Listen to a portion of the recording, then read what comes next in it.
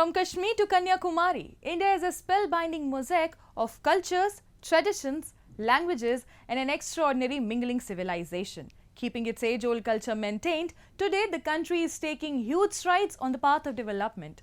Namaskar viewers, welcome back to another episode of My India. I'm your host Pratiksha Mishra, and in today's episode, we're gonna offer you a glimpse into India's cultures, diversity, along with the developments happening in and around the world.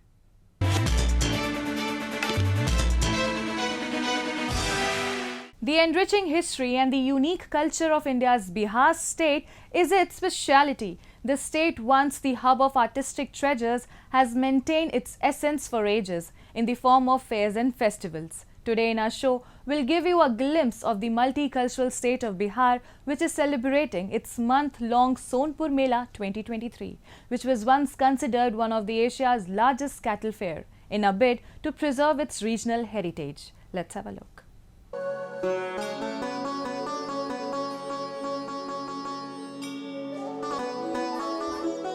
The land of Bihar embodies a rich cultural history and civilization values. Bihar is not just a blessed region where religions like Buddhism and Jainism established and thrived, but it is also the birthplace of several remarkable individuals whose efforts and achievements have shaped the path of history. Even today, the state is striving to preserve its age-old cultural legacy through fairs and festivals. Keeping its enriching cultural and historical essence relevant in a time like today, the state of Bihar has organized its month-long annual fair, SonepurMela 2023, in a bid to preserve its regional heritage. SonepurMela is considered one of Asia's largest cattle fairs, which is organized at the confluence of two major rivers of India, Ganga and Gandak, and which takes place on the occasion of Kartik Purnima in November. For the entire month, devotees throng to the confluence of rivers to take a holy dip in Ganga and Gandak and offer prayers in the Harihar Nath temple.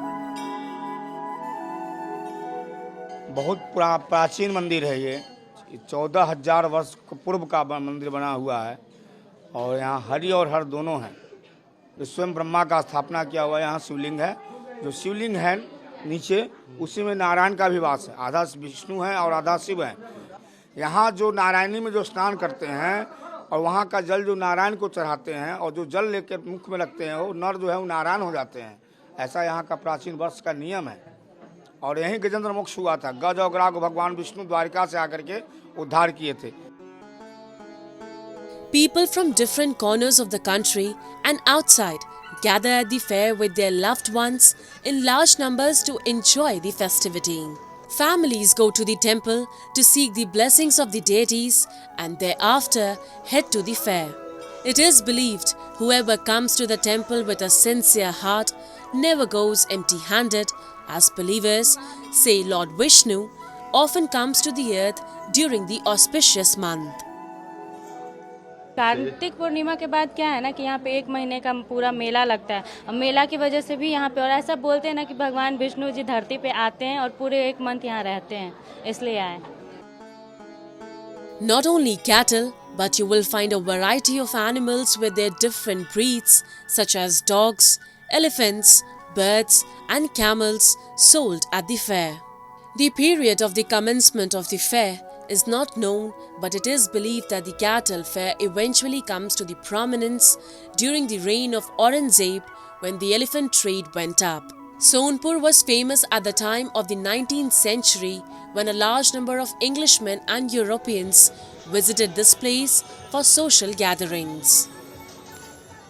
और 35 साल से आ रहे हैं और यह मेला सुप्रसिद्ध हरिहर छत्तर मेला विदेशों में भी प्रसिद्ध है। अपने इंडिया के अलावा भी बाहर से भी लोग आते हैं। पहले के अनुसार में भी में जानवरों का कुछ कमी हुई है, जो जितना जानवर पहले पशु मेला के रूप में ही पशु मेला का नाम था, लेकिन पहले से पशु का कुछ आना जाना कम हुआ है। With time, not only did we see the market evolving, But how we enjoy fairs and festivals, bringing joy and refreshment to our lives, also got different meaning. Today we take pleasure in big giant rides, which is one witnessed while exploring this giant fair of Sonepur. Apart from the carnival theatre, delicious food, thrilling rides and the trendy 360-degree selfie booth, a traditional puppet show was drawing crowds as part of a government awareness initiative. बहुत अच्छा लगा। चिल्ला क्यों रही थी? क्योंकि आज first बार सब चिल्ला रहे थे, मैं आवाज निकाला। ऐसे कभी कोई झूले पे आवाज नहीं निकला। क्या लग रहा था उस समय चिल्लाते समय? बस कुछ नहीं, एंजॉय लिए हम लोग, और क्या लगेगा। लेकिन जो घूम रहा था तो नीचे ऊपर हो रहा था तो वो कैसा लग रहा था? बहुत अच्छा लगा, बहुत अच्छा। Carnivals like SonepurMela are a glowing testimony of how rich and diversified India's ancient civilization remained. Also, folk tales behind such fairs personify their historical significance.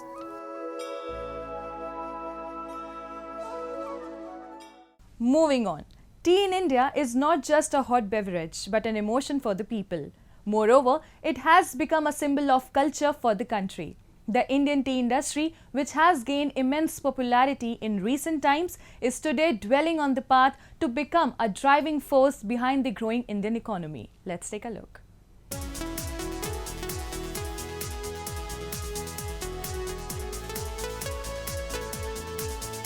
Chai, also called tea, in India is not just a habit for people but is a part of their everyday lives.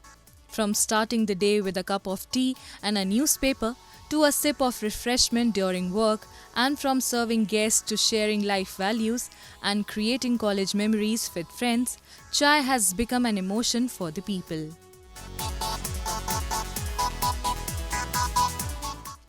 In a country like India, chai is not just a hot beverage, it's a comforting hug in a mug. According to the 2023 estimates of ResearchGate, approximately 2/3 of India's population regularly consume chai, with an average per capita intake of around 3 cups per day. Today in India, the tea industry is valued at $5 billion and employs around 2 million workers who are directly involved in tea cultivation, production, distribution and sales. More than 80 million Indians consume tea every day. This prolific consumption demonstrates the chai's immense popularity and its status as a staple beverage. Jagdish, who has been selling tea in the Delhi University campus for around 15 years, now expresses his journey of how eventually he developed his relationship with tea and tea lovers in the campus. सब आते हैं as के हिसाब से, तो सारे भी auto वाले रिक्शे वाले सब हैं। तो अब जो जैसे आते हैं वैसे अपने चाय का सिस्टम है, क्योंकि 10 की चाय कहीं नहीं मिल रही है अभी। हमने लोगों को देखते हुए रिक्शे वाले, अब हर आदमी 15-20 की चाय नहीं पी सकता, इसलिए हमने 5 से 10 तक चाय रखी है। आदमी डिवाइड करके पी सकता है एक चाय को 2 में करके। तो ऐसा है कि अभी कॉलेज लाइफ में सबसे ज़्यादा कुछ वो हो तो रिफ़्रेशमेंट चाहिए होता है हर बात के लिए। बोरिंग लेक्चर्स से आओ तो रिफ़्रेशमेंट, कुछ अच्छा हो कॉलेज में तो एक चाय तो बनती है हमेशा। कुछ भी कॉलेज में फेस्ट हो तो एक चाय तो पीनी चाहिए। तो वही हमारा ये ऐसा कह सकते हैं यूनियन पॉइंट है, रीयूनियन पॉइंट है कि कॉलेज से निकले और एक चाय पीना मतलब ऐसा कंपलसरी है कह सकते हैं। The demand for Indian tea across the globe is rising continuously due to its wide variety of tea production. The price of cornberry tea, which is widely produced in Darjeeling in West Bengal, is approximately $50 per kg and is in huge demand in foreign countries. Today, the annual consumption of tea in India has reached 1.2 billion kilograms, and this increasing demand for tea has brought forth many startups in the country. Chayos, MBA Chaiwala, Chai Story, Chai Point. Their growing love for tea among Indians is proving to be a profitable business for many. This is Manish Ranjan, the owner of Chai Thela, one of the top 5 best tea startups in India. He has studied hotel management and has worked in many big hotels before actually getting into the market. And Chai Thela was his first startup. When Manish took over the company in 2019, the company was a loss-making venture. But today, the tea stall has an annual turnover of Rs 7 crores and has around 20 outlets across the country. चाय ठेला एक ऐसा brand है जो middle class को cater करता है। हमारी जो प्राइसिंग है, जो वैल्यू फॉर मनी, जो हमारी चाय शुरू हो जाती है 40 रुपीज़ से शुरू होकर 70-80 रुपीज़ में ख़त्म हो जाती है। तो जो मैक्सिमम जो मास बोलते हैं कैटरिंग करना, जो मिडिल क्लास है, मिडिल क्लास को हम कैटर करने के लिए हमारा ब्रांड मतलब सबसे सूटेबल था, क्योंकि जो चायोस है या अदर ब्रांड्स हैं दे आर हाई प्राइस में वो चाय बेचते हैं, तो उनकी क्लाइंटल डिफरेंट है। मेन मकसद एम्प्लॉयमेंट भी था कि लोगों को मैं ज़्यादा से ज़्यादा एम्प्लॉयमेंट दूँ, ये मेरा सोच ये भी था। India's Assam state, which is situated in the northern eastern part of the country, is famous for its tea plantations and production of various types of tea. Assam is a prominent tea cultivation state that produces 55% of the tea in the country. Apart from Assam, there are many other states like West Bengal, Nagaland, Tripura, Meghalaya, Himachal Pradesh, Uttarakhand, Tamil Nadu and Kerala. The hard-working tribal communities there work day and night to make this massive production and consumption possible. Purity की अगर आप बात करें, आजकल everyone wants to have something जो body में जाए, जो उसके बेनिफिट्स हों, जैसे एंटीऑक्सीडेंट्स हैं, हेल्थ बेनिफिट्स हैं, जितनी भी चीज़ें हैं। आज हर आदमी चाहता है उनकी स्किन ग्लो करे, उनके हेयर अच्छे रहे, उनकी बॉडी अच्छी रहे। Health is become top priority. तो ये दार्जिलिंग चाय की सबसे बड़ी खासियत क्या है, वो जो आपकी बॉडी में एंटीऑक्सीडेंट्स जो चीज़ें जाती हैं, उससे बढ़िया चीज़ हो नहीं सकती है। तो वो बेस्ट क्वालिटी प्योरेस्ट फॉर्म में, ऑर्गेनिक वे में बेसिकली आपकी बॉडी में नेक्टर जा रहा है। That is what is Darjeeling T. Today, India's tea industry has become not only a major source of revenue but is also generating foreign exchange. The tea and its excellent packaging have fueled the growth of this massive chai industry. According to data from Indian Trade Portal, India's total tea export during the year 2021-22 was 201 million kilograms. India exports tea to more than 25 countries across the world. Russia, Iran, the United Arab Emirates, America, Britain and Germany are some of the top countries which import tea from India. We need more and more markets. Even non-conventional areas, if one can popularize tea, what better option than that? So it's a healthy sign, and if we can convert a place or geographical area where tea is not popular, and we can through our different marketing policies or different ways and means one can popularize tea, it provides an additional market. The enormous scope and complexity of the tea industry that goes along with it represents the lasting importance of chai in Indian culture. In the face of change, chai has the potential to endure as a staple beverage and a source of income for generations to come. And now, a roundup of some of the major stories that made news recently.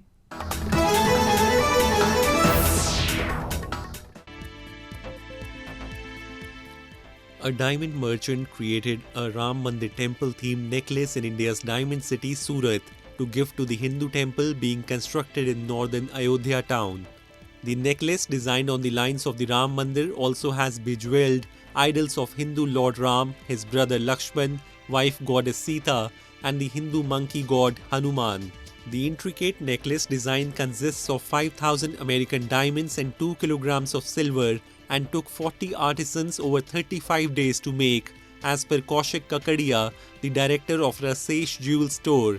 A grand temple of Lord Ram worshipped by millions of Hindus will open in January in northern India at a site believed to be his birthplace. The site in Ayodhya, where the temple construction is nearing completion, was bitterly contested for decades, with both Hindus and Muslims laying claim to it.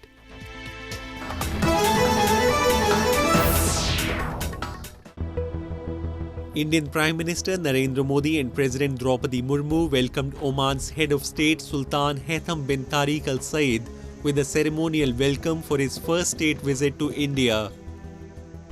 Modi and Haitham led the delegation-level talks and announced the India-Oman Vision, a partnership for the future to bolster ties, and mutually agreed on 10 different sectors between the two countries. Hatham arrived in India for a 3-day state visit. Hatham met India's Foreign Minister Subramanyam Jaishankar in New Delhi later in the day to discuss key aspects of India-Oman strategic partnership.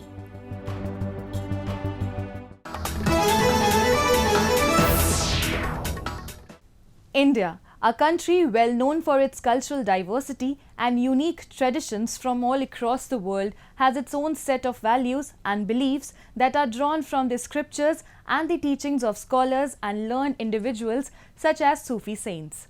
In this spirit, today in our show, we'll take you to the Dargah of Sufi saint HazratAbul Hasan Warsi Katra Sahab Khan in Etawah, Uttar Pradesh, which has become a common pilgrimage site for people from different religious backgrounds and ethnicities. Let's take a look.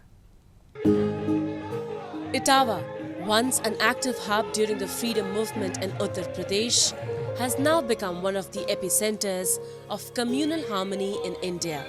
Recently, the city commemorated the 99th annual Urs of the Sufi saint HazratAbul Hasan Warsi Katra Sahab Khan at the Holy Shrine.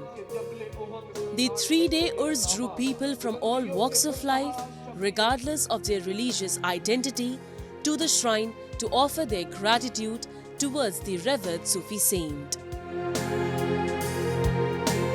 यहाँ हिंदू भी आते हैं, यहाँ सिख भी आते हैं और यहाँ पारसी भी आते हैं और ये वो दरगाह है जो नेशनल इंटीग्रेशन की एक मिसाल है और आज देश में सबसे बड़ी ज़रूरत है वो सूफिज़म की है और मैं तो एक बात कहता हूँ कि अगर देश को बचाना है तो सूफिज़म को सामने लाना होगा। तमाम जितनी भी मदारिस हैं आज उस मदरसों के अंदर अगर हम सूफिज़म पढ़ाएं, अगर हम सूफिज़म की पढ़ाई को लागू कर दें तो देश जो है एक नई रोशनी की तरफ, एक नई चिराग की तरफ चल पड़ेगा। It is said that the prayers offered with sincere hearts never go in vain and the devotees are rewarded with their wishes fulfilled. Believers also say that the Saint Abul Hasan Warsi witnessed the presence of the messenger Muhammad Sahib with his open eyes, to which the devotees also visited in remembrance of Muhammad. The shrine of Sufi saints is considered an absolute emblem of communal harmony as people visit and seek blessings together without discrimination. 3 पुश्तियों से हम आ रहे हैं इधर और हमारे दादा के ज़माने से आ रहे हैं और हम ना के हमारे भाई भी बहन सब ताल्लुकात रखते हैं, इधर से आए हुए हैं और जो इधर जो मोहब्बत जो है वो कहीं आपको नहीं दिखेगी। Sufi shrines and dargahs have always been common destinations of pilgrimage for all religions. The key lessons of Sufism, such as unity and togetherness among the various communities, are followed even today and will be followed religiously in the times to come. And now we bring you some of the stories from the recent developments and happenings from around the world in our section of World in Focus.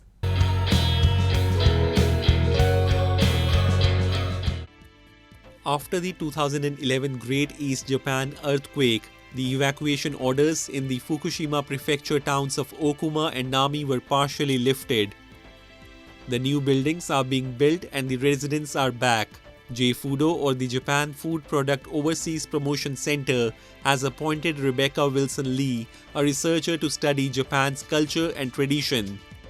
I'm here at Manamiya Yume no Mori School to learn about this wonderful project which just started in August this year. Now Fukushima is rebuilding an unparalleled community in Japan after overcoming tragedy. Foreign viewers of Japan can easily identify it.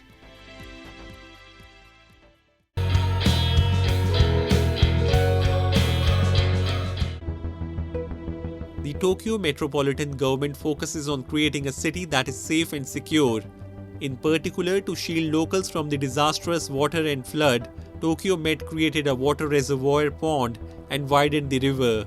Concrete pavement began to cover modern cities in the 1980s. It sparked regular water disasters in the city. Large-scale treatment was initiated as a result of unpleasant past experiences. Typhoon strikes Japan in the summer. It brings with it river flooding and residential inundation. After the construction of the underground big water reservoir pond, water flood damage decreased distinctively. Out of 28 underground water reservoir ponds, more than 20 reservoirs work to absorb flood water and prevent disaster. However, citizen cooperation helps to maintain a green environment and prevent flooding from water. 758 tanks are positioned to store rainfall in the Katsushika district to prevent flooding. It is known as a miniature dam and can hold 26,000 tons of water. 雨水活用っていうのはやはり区民レベルで進めていかなければならないかなというふうに思っておりまして、墨田区多くの区民の方に雨水タンクをご家庭に設置していただいて、普段使いで使っていただいているというところがございます。Preserved water is utilized to keep a green environment and daily life. Sanitary water comes from preserved rainwater. It is developed by administrative leadership and citizen cooperation. Tokyo Metropolitan has a large following of both domestic and foreign travelers. Tokyo Metropolitan Police takes into account the safety and security of its citizens and visitors regularly.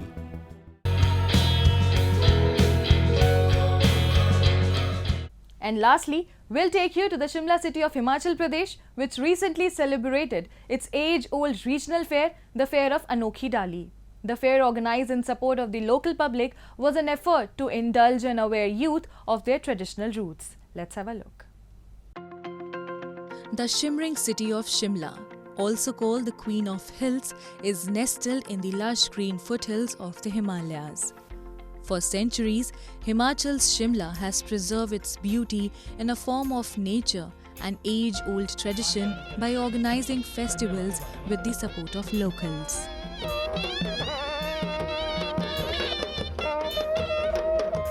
Recently, the city organized a two-day Thoda fair, also called the Fair of Anokhi Dali or Olive Tree at Jubarhatti, Shimla, with the help of villagers in a bid to promote its centuries-old sport of arrow and bow. It is believed that historically there was only one tree of this variety to which people offered prayers to the Hindu deity Narsingha through the auspicious olive tree. ये परंपरा जो है तो बहुत पुरानी है। ये मेला जो है तो हमने अपने बुजुर्गों से सुना है 122 वर्षों से आयोजित किया जा रहा है और इस ठोडा परंपरा का जो है तो नरसिंह भगवान से जुड़ा हुआ है। ये जो मेला अनोखी डाली पड़ा है, एक ये जो जंगली जैतून होता है उसका पौधा है, तो बुजुर्गों को उन्होंने इसको अनोखी डाली नाम दे दिया कि क्योंकि इसका कोई पता नहीं चला तो इन्होंने अनोखी डाली दे दिया। तो इसी पेड़ में जो है तो नरसिंह भगवान जी का वास था, जिस वजह से इसका नाम अनोखी डाली पड़ा। Traditionally, with the musical drums, youth and elders in the rural villages with their arrows and bows would come to small grounds, dancing and singing songs to please the deity, as these acts were believed to be important in religious ceremonies of local deities.